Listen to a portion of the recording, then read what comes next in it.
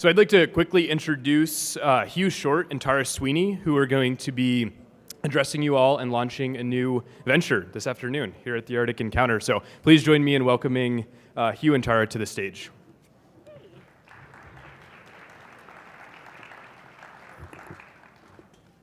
ahead. Okay. Test. I'll just use this. Hi, everyone. My name's Hugh Short. I am very excited today for a couple of reasons. First off, I am with PT Capital, which is a sponsor of this event, and very glad to be a sponsor. I am originally from Bethel. That is my hometown, and proud to be from the Kuskokwim region. I'd like to introduce my co-founder, Tara Sweeney, who I could say many things about Tara Sweeney, but I know we only have 4 minutes, so Tara. Okay. Thanks, Hugh. Many of us have been to Arctic Circle, Arctic Frontiers, and after years of listening to the narrative that the people of the Arctic are victims of climate change, Hugh and I sat down and had a conversation in Reykjavik this last year, and we realized the only constant that we know in the Arctic is change. So we chose to engage. We talked this morning on a panel about reclaiming the narrative, and we're reclaiming that narrative. We're not victims of climate change. We collectively can be change agents. And so we're here to announce the formation of a company called 7 Glaciers. 7 Glaciers was, again, born as an idea at the Arctic Circle in Reykjavik in 2021. What we brought together is a decade of PT Capital, traveling from Finland to Denmark to Iceland to Greenland to Canada, Tara's extensive experience on the Arctic Economic Council. We put our heads together and said, every year we come to conferences and there is just a victimization of our people. So we said, what can we do? So today we brought together some of the best minds in Europe and North America to provide and help alleviate the effects of climate change. So 7 Glaciers is focused on providing voluntary climate engagement tools for businesses in the Arctic. We are focused on Arctic climate action. With that, I know we're being vague, but if you would like to know more, please check out our website. We are pleased to announce today that 7 Glaciers has sponsored making the 2022 AES carbon neutral. This conference has participants from 11 countries. 90% of the carbon utilized to have this conference has been the travel from those countries. In addition to that, there's 200,000 square feet of space being used for this conference. And in addition to that, there are significant inputs into the carbon footprint of this. If you add it all together, this conference will generate 250 metric tons of carbon through the provision of the conference in 2022. So we're really excited with our partners. We are sourcing these carbon offsets from the Shansiit Forest in southeast Alaska, where annually they produce 115,000 carbon metric tons of offsets. And so the point of this announcement today is really a call to action to all of you as stakeholders in the Arctic. It's time for us to create a positive space for additional climate discussions in our communities and how we can work together voluntarily to address the effects of climate change in our Arctic communities. That's it, guys. Thank you. And so now we're really excited to introduce Dr. Brendan Kelly, Director and Chief Scientist of the Study of the Environment, Chief Scientist of the Study of Environmental Arctic Change. Sorry about that. He will be moderating the panel to discuss the challenges and addressing the effects of climate change in the Arctic. Thank you. Dr. Kelly.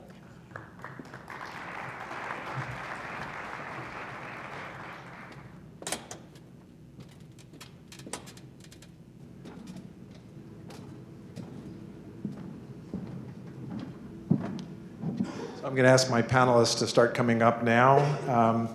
And while they're doing that, I'll just start by saying that this morning Rachel started us out by challenging us all to lean in. This is a group of people who've been leaning in, and we've heard from a lot of people who've been leaning in today. I suspect we would vote differently about the question of hope now than we might have earlier.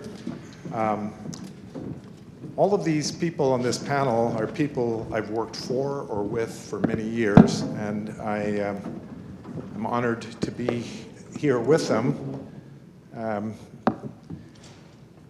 Immediately to my left is Dr. Larry Hinsman. He is the Associate Director for Polar Science at the White House Office of Science and Technology Policy. Next to him is Dr. John Holdren. John has had an amazing career. He's currently the director of the Woodwell Climate Research Center.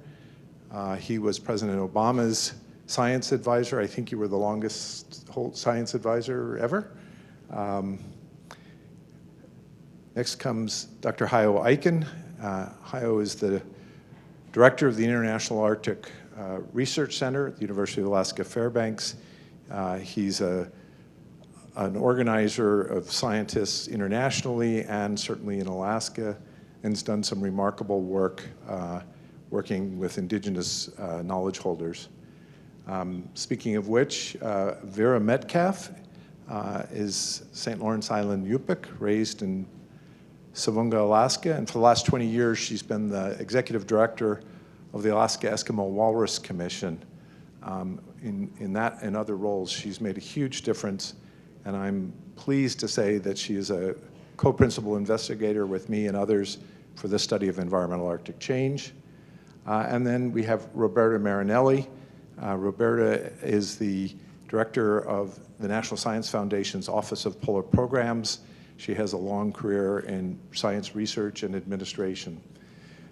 Read their full bios in the program. So we had a kind of a mandate to talk about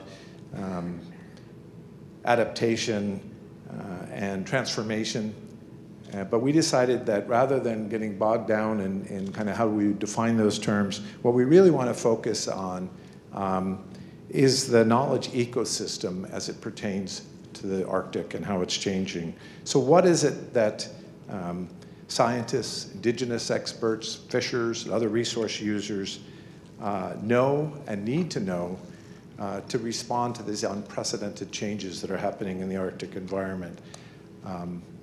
So what we thought we would do is use a format whereby I will make some bold, rash assertion, and then I will ask them to respond to it. And then if that hasn't got them scratching at each other's eyes and erupting in what Holdren referred to would be cries of outrage, then I'll rely on you to do that through the questions you submit to us. So with that, here's the first bold assertion, and that is that collectively, scientists, indigenous people, and other experts understand a great deal about the Arctic environment, its role in climate change, and the consequences for security and society and ecosystems. That's my assertion. I'm going to ask Hayo Aiken first to tell us if he agrees with that, disagrees with that, and regardless of his answer to that, to give us some examples of where our knowledge is still insufficient. Hayo, you ready to do it? Yes. Okay. And the answer is yes and yes, both. I think it was great to hear this announcement from Tara Sweeney and Hugh Short, because that's one example of an area where we need to do better. And of course, they're already doing that through this venture that they're launching. What I'm thinking of is there is quite a few measurements and models that give us an opportunity to both track and understand and ideally predict changing environments in the Arctic, and do that in a way that is responsive to some of society's needs. But what we're not really just good enough at yet is to do this in a way that directly ties into the important services and benefits that the Arctic provides to all of humanity. And I was struck by this example of carbon drawdown in the Shincho forest here in southeast Alaska. Somebody needs to correct me if that's wrong, because that's the type of information you need, information that directly links observations of the environment to a particular service that's provided. And at the same time, I feel we have to keep our finger on the pulse of some of the potential disruptive elements of the Arctic system. One example would be the exact opposite. That's release of greenhouse gases, in particular methane, from degrading permafrost. Another example that came up earlier today in the context of the fisheries panel are changes in the winter sea ice regime, both in the Arctic Ocean and in our case here in particular the Bering Sea.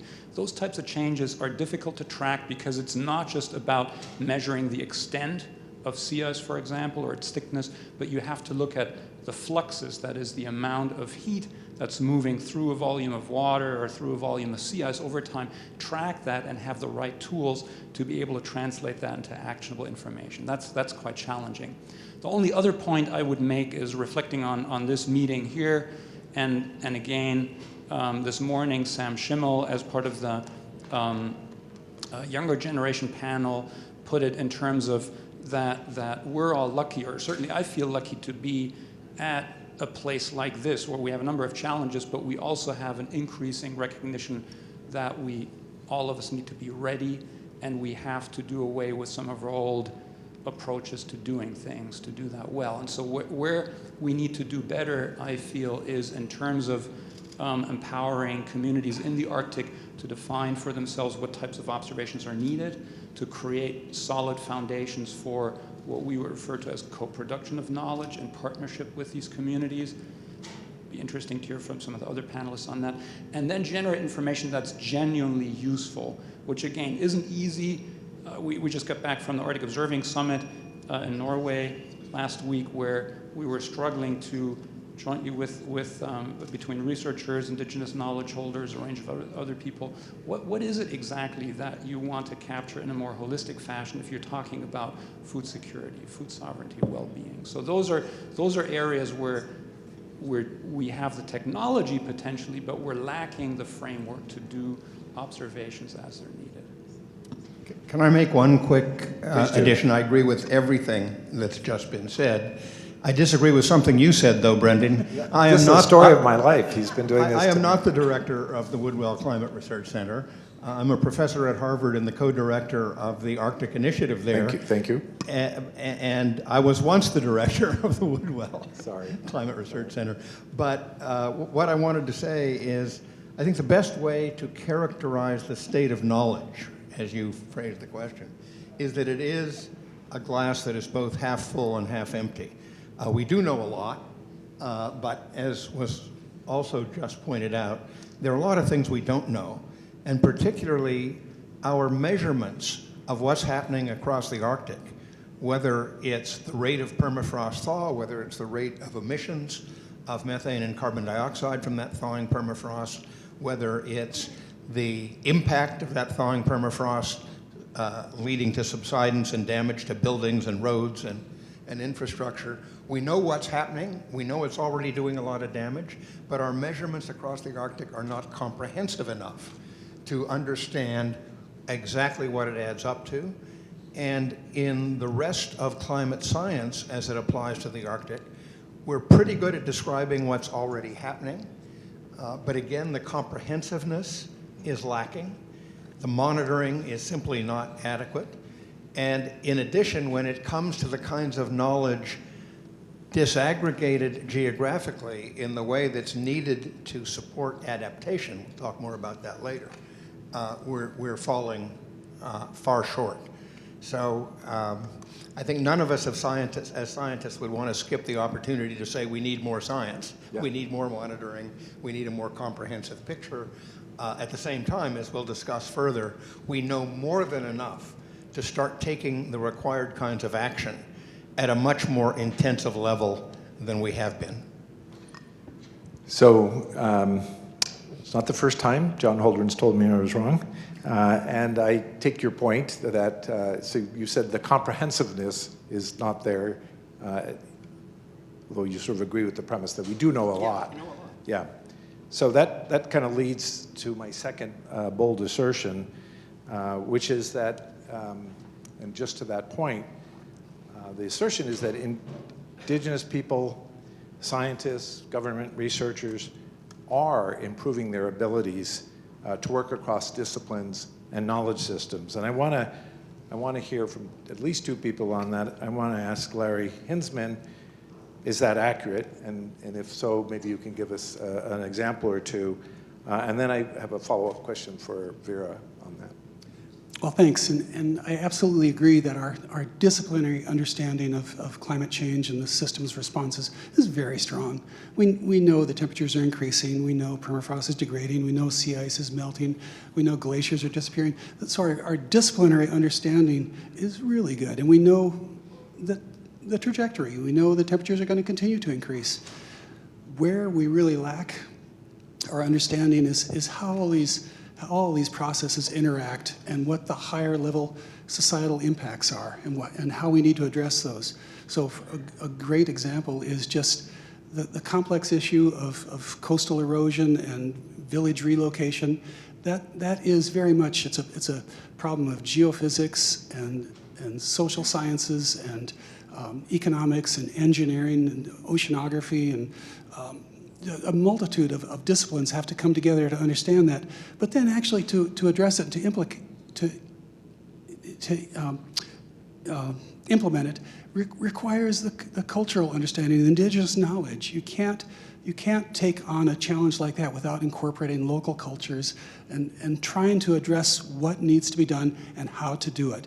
And so we really are at the point where we can address these higher level complex issues if we pull all these disciplines together and cross these knowledge systems, work with local communities, work with the researchers and the policymakers, the decision makers across the state, across the nation who are involved in this, and then try to come to a comprehensive understanding for the implementation and the action. So we are very much at that point where we understand the issues very well, and we're not doing a good job with the action.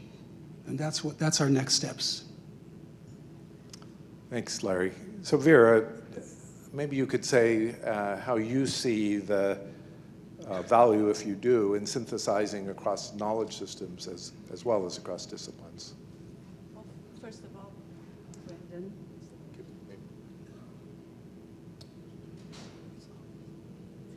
I wanted to thank you for including me as part of this very distinguished panel, and Closer, thank you. maybe.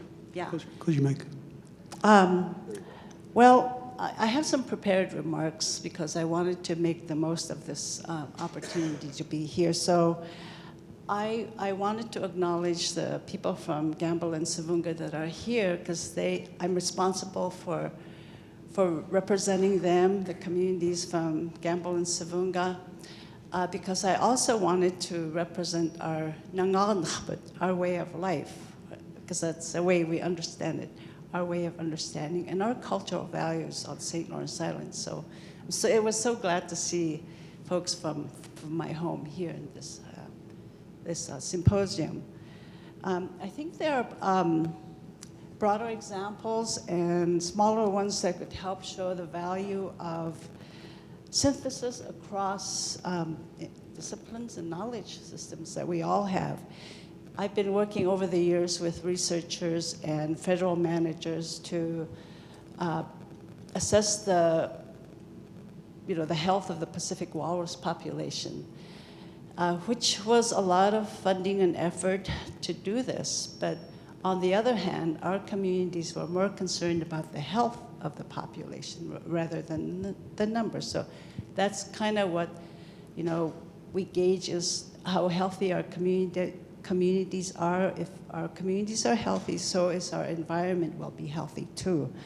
But that type of scientific research took a lot of effort and funding, and just to assess the health of this population that we rely on.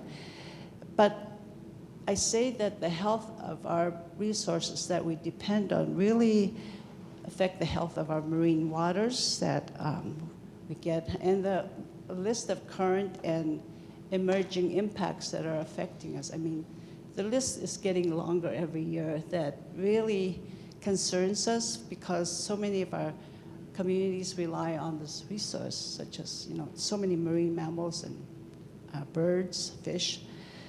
But our indigenous knowledge experts, and here I agree with John, says, "Kendlingito," meaning we don't know a lot that's out there. I mean, that's a good reminder, a good lesson when our elders say, "Kendlingito," there's more to know than what we think we know. So I think the co-management of Pacific Walrus is much better now with the synthesis of including indigenous knowledge. So thank you for mentioning that.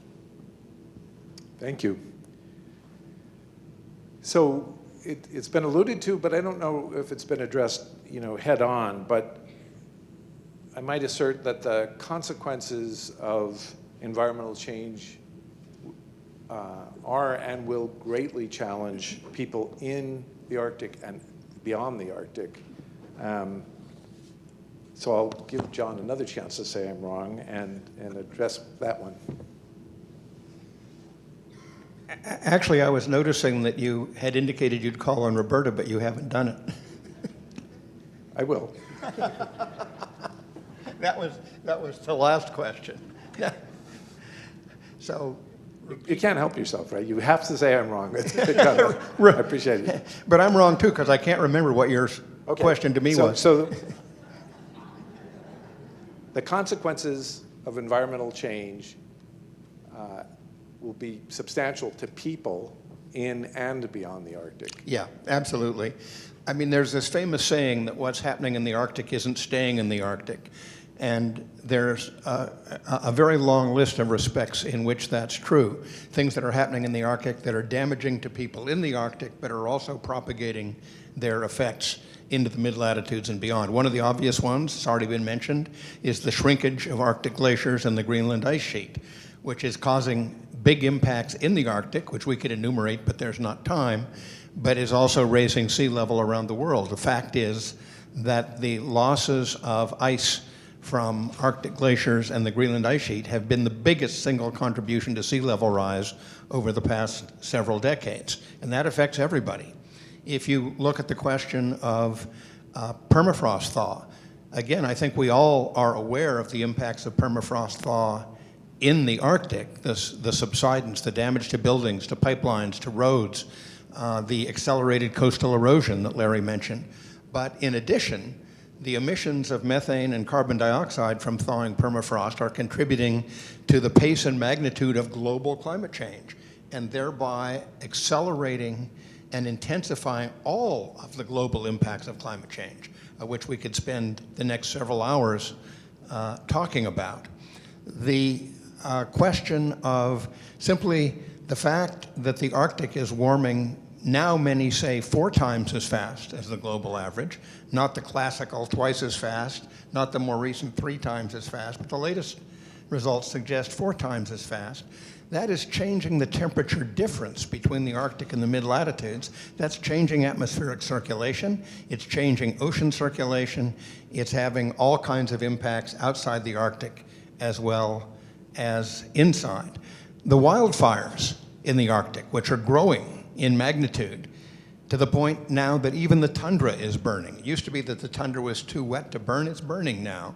And those wildfires, while they have tremendous impacts in the Arctic, are also propelling health-damaging fine particles into the mid-latitudes.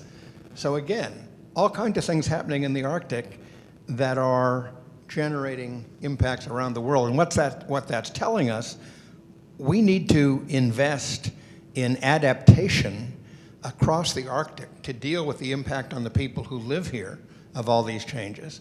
But we also need to drastically accelerate our investments in reducing the drivers of global climate change, because that's the only way we're going to slow, for example, the thawing of the permafrost or the melting of the ice. We got to reduce emissions all over the world. and much faster than we have been. Thank you. So that idea then that what's happening in the Arctic not only doesn't stay in the Arctic, but it's hard to separate from that. We have a global, it's an interconnected system. So that would lead me to suggest that we need to understand how these changes are going to play out. And then we need to convey that understanding to inform critical decisions. That's really important. It's not enough to just understand it as scientists, but we have to make that understanding available to people who might be making decisions about going hunting on the ice, or about coastal erosion in their community, or about infrastructure, or lots of other issues. So I do want to turn to Roberta now and ask you, as a scientist and as the director of the Office of Polar Programs, how are you contributing to that informing of decision making? Thanks, Brendan. And I just want to assure you that you got my information correct. She's always been like that. I appreciate saying, the invitation. It's really great to be here. I want to, in my answer to your question, I also want to pick up on a couple of other points that have been made. And the first is, how are we contributing as a representative of the National Science Foundation, which is a part of the federal government that funds dominantly basic research, although how we define basic research has really changed over the last 2 to 3 decades, and I think much more for the better. And that support of research includes support of individuals, faculty, students, training the next generation largely at universities, but it also includes the provision of research infrastructure. For example, ships to go out and understand what's happening in oceans globally, observing infrastructure to help us understand what's going on in various regions. We always struggle to try and support the vast majority of research that needs to be done. And we rely on federal partners and on international partners to really help contribute to the most pressing questions that we see before us, particularly as it comes, when it comes to climate change. And that is a significant emphasis of this administration and the head of the National Science Foundation as well. So beyond the provision of research dollars and research infrastructure, I want to speak a little bit about the kinds of research that have been supported and then relate it back to some of the comments that have been made. One is, yes, we do support fundamental research, and while I am a huge proponent of interdisciplinary research, I still think there's a lot of basic research that needs to be done, particularly in the area of climate change. We've talked about atmospheric circulation. We know a lot about atmospheric circulation. We know we have incredible models, but we still can't tell you when it's going to rain in San Diego next. And this is the kind of knowledge that people need to know to understand how to adapt and mitigate to climate change. And so provision of that basic knowledge remains important, but what questions we select and where we move forward in contributing those basic building blocks that allow us to do the synthesis that leads us to these kinds of discussions is still something that we need to protect and invest in. About 2 or 3 decades ago, there became a much larger emphasis on what we would call coupled human-natural interactions. And so you can think about basic research as scientists going out and measuring lots of natural processes. And they can do it in a disciplinary framework, somewhat to an interdisciplinary framework that depends on your perspective. If you're an oceanographer, you're sort of by nature disciplinary, but if you're a physical oceanographer, what biological oceanographers do is very foreign and different. So there's a perspective to all of this. However, the coupled human-natural system perspective is one that, instead of ecosystems happening and then humans impact them, it recognizes humans as part of that system. And that was an important step. And it also not only incorporated things like human behaviors, but also human feedbacks. But it still kept it sort of at an arm's length view of this is what's going on in the world, and this is how we can model it, and these are the suggestions that we can make to policymakers. but it didn't actually bring humans into it and bring them into the research. And where I see things have really changed is in humans becoming part of the research as the people who are asking the questions, not just the scientists, but the communities who are asking the questions and who are bringing the knowledge, not only of what the system is, but what the system needs in order for humans to exist within it. And that goes to many different kinds of knowledge, whether it's indigenous knowledge, for Native peoples globally who have lived in the landscape for a very long time, being included as part of these broader perspectives of how we attack and help to solve some of these very complicated problems that are happening to us faster than we might like to admit. So the last point that I'm going to make is that as we accumulate this knowledge, one of the things that has really got us all is that our knowledge isn't keeping up with the rate of change. And that has got us all running pretty fast and has us kind of back on our heels and saying, what does adaptation and mitigation look like? Because we can't necessarily continue to ask the science questions and pour the money into research without doing that too. So we're in a tight spot, but I think there's broad recognition that we have to continue to do both. So it seems like we've kind of made an arc here from talking about, how much we know, collectively at least. You just said, well, we're kind of back on our heels because we're not keeping up with the pace of change. Our knowledge isn't keeping up with the pace of change. And that sort of reminds me of the comment that, well, it's a kind of all hands on deck moment. We need all the disciplines. We need all the wisdom in the indigenous communities, and we somehow have to take what emerges from that, that can only, I would argue, emerge from that, and then turn that into things that policymakers can use and decision makers broadly.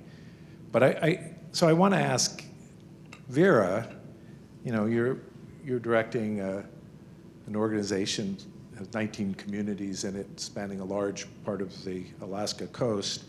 What do you see as still needed in research and in infrastructure and in education? Well, the Walrus Commission has been working with government managers and science to conserve the Pacific walrus population, but also to protect our indigenous rights to harvest and utilize the resources that this resource gives to us. While our attention is focused on walrus, we're also actively involved in the health of our waters, like I mentioned earlier, and the natural resources that we all depend on living in a small community out like on St. Lawrence Island or King Island. We also strongly support our individual indigenous community-led efforts to harvest this resource responsibly. Arctic environmental change is not merely an interesting research project.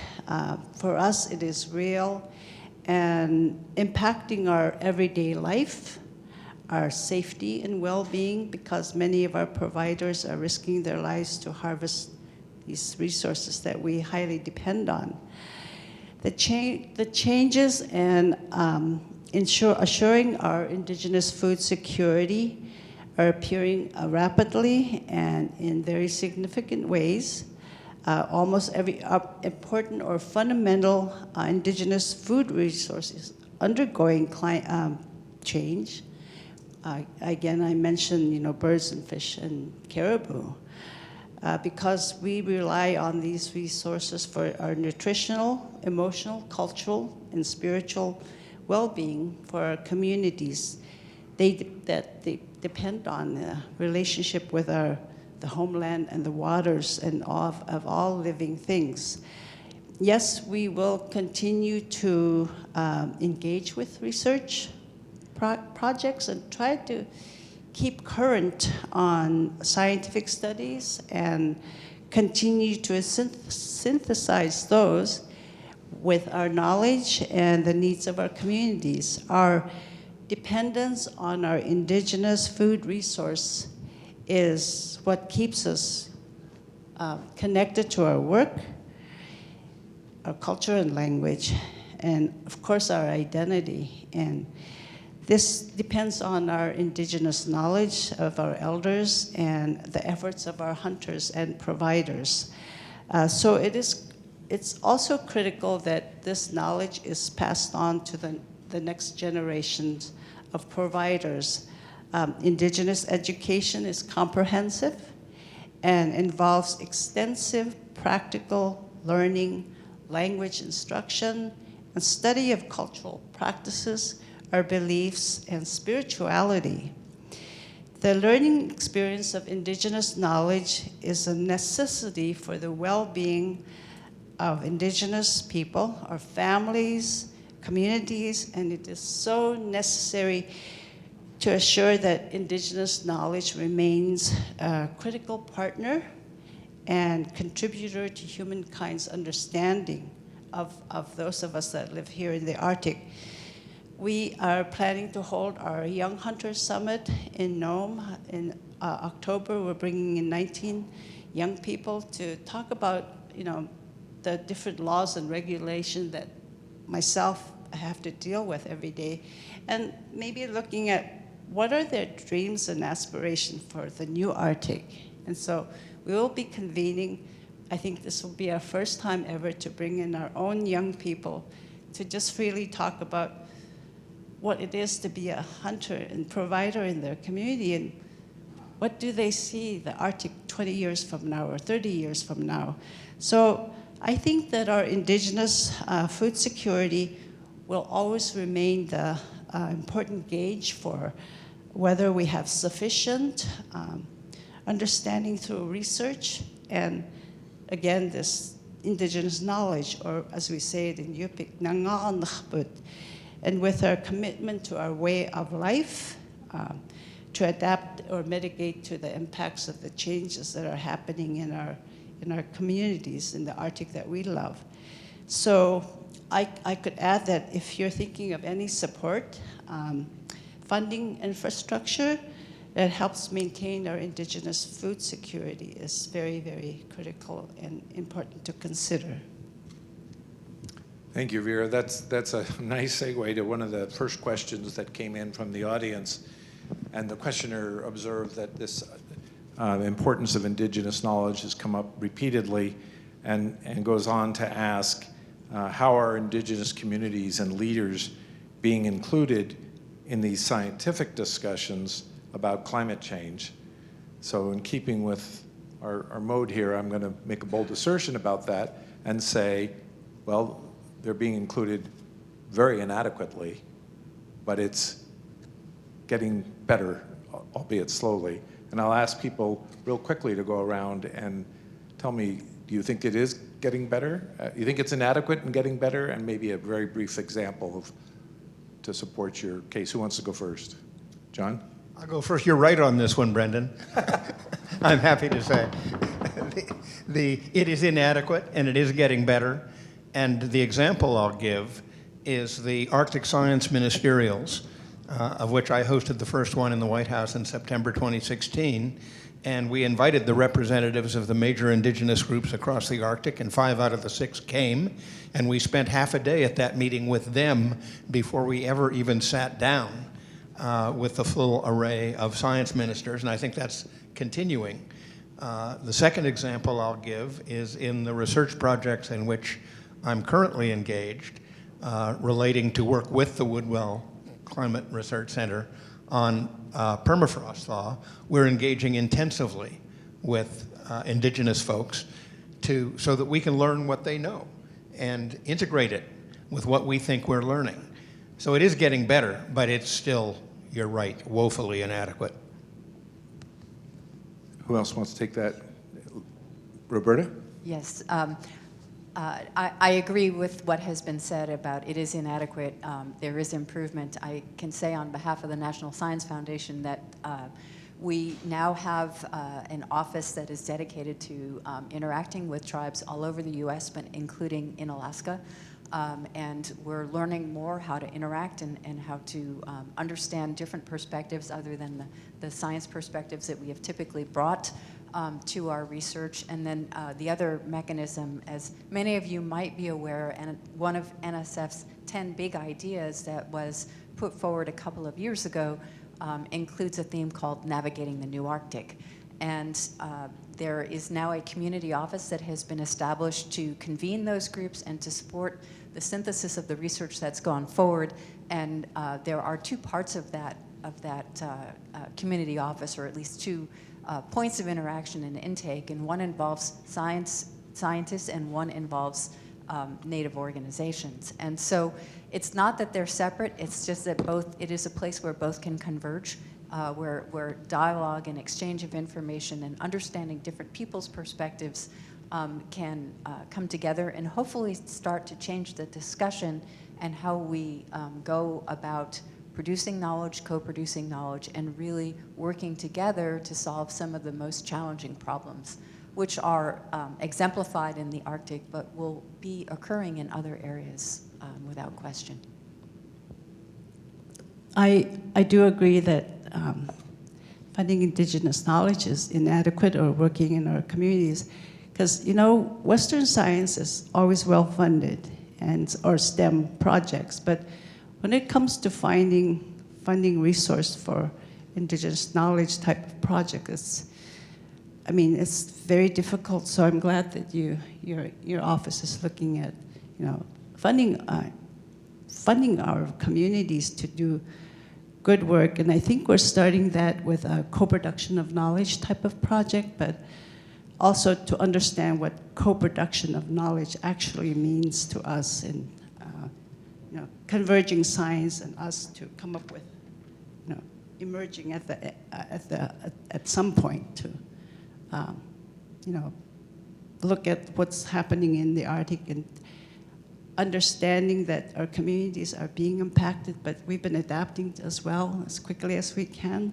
So yeah, I agree that funding becomes an issue in many of our communities. So I agree, it's been inadequate. I think it's something we've really strived to improve over the years, and we've done a lot of projects that have had engagement. But what we're doing now with respect to the U.S. Arctic Research Plan is we actually have a foundational activity focused upon participatory research from indigenous communities and indigenous-led research. And so we're making that, really elevating it to a high priority for federal research projects. And I'm really pleased to see the way the federal agencies have responded and really trying to step up and integrate that into their activities. And so I think we've got a base that we're starting from.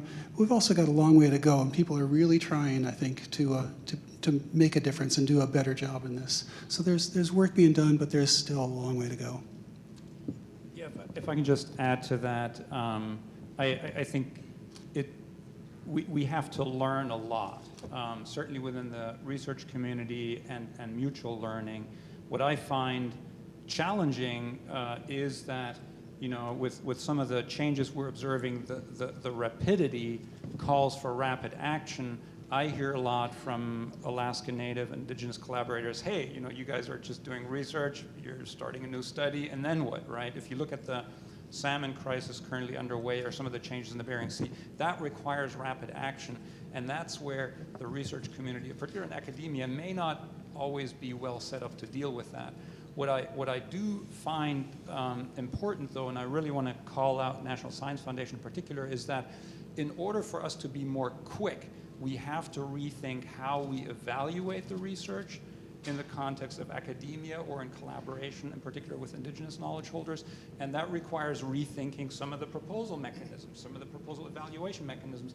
And this Monday, we're meeting, I'm part of a project that established, again, not initially planned. We had thought, hey, we'll bring one indigenous liaison on board, which absolutely was not enough. We received guidance from the Food Sovereignty, Food Security Working Group that we're working with, who laid out the case for an indigenous liaison team. So this is Craig Scheithlook, Victoria Bushman, Margaret Rudolph, who've helped a larger group of researchers grapple with this issue. On Monday, we're actually meeting with one of the program managers at the National Science Foundation to explore how some of the proposal evaluation, particularly the annual review success criteria that the foundation puts forward, may not match what's needed in terms of rapid action, in particular from the perspective of community experts, such as people like Craig Scheithluk, who is actively fishing in the Bering Sea and has both a research and scientific understanding and an inherent understanding of somebody who's lived in this environment his entire life and is part of a long tradition. So that requires work, and I'm concerned that I want to be sure that we all recognize that, hey, there's a lot of work to do, and it isn't, money is absolutely critical, funding support, but it also requires this engagement, which is where support from entities that are helping move things forward is critical. So I think what I heard in answer to that question from you collectively is, yes, it's inadequate, yes, it's getting better, but then Hayo brings in the fact, goes back to Roberta's point earlier, the crisis is speeding ahead of us, and we're lagging both.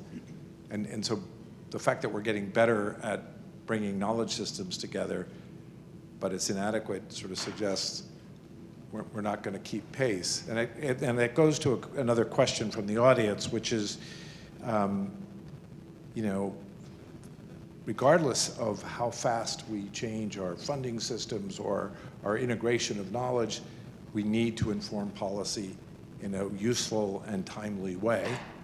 There's a conflict, obviously, there. And so the question is, you know, how do you communicate science effectively about climate change to policymakers?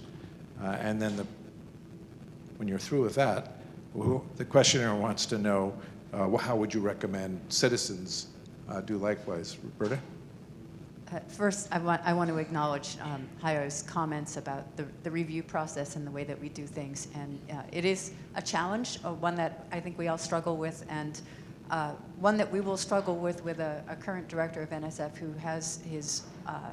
who is interested in speed and innovation, which is incompatible with how we do things right now. So we will be rethinking that. But more to I forgot what informing policymakers.